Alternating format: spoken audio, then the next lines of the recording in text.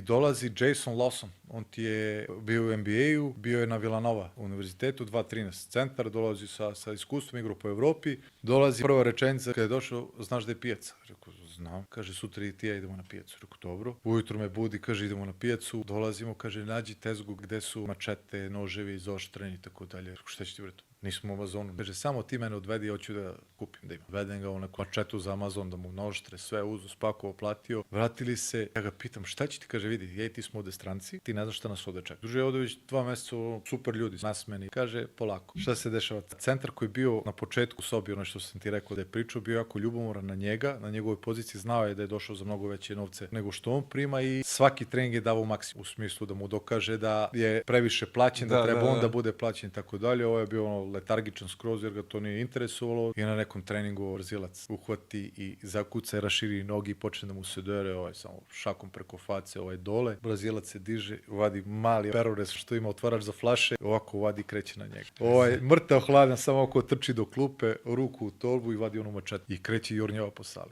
Svi se razbežali, ja, stari, gde ćeš, Jason, ima kako je pobegao, niko nije mogao da ga uvati. Jedva smo ga smirili i kaže, sam ti rekao da će mi trebati sve ovo, ti mi nisi verovao.